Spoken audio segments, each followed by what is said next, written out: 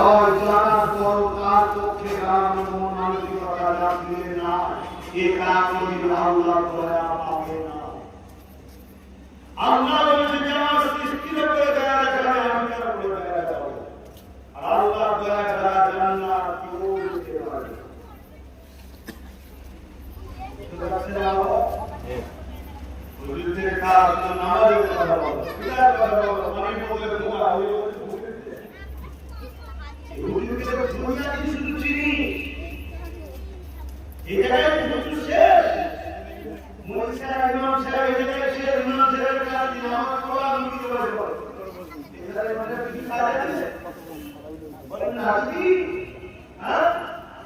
আমাদের মসজিদগুলো কি হয়?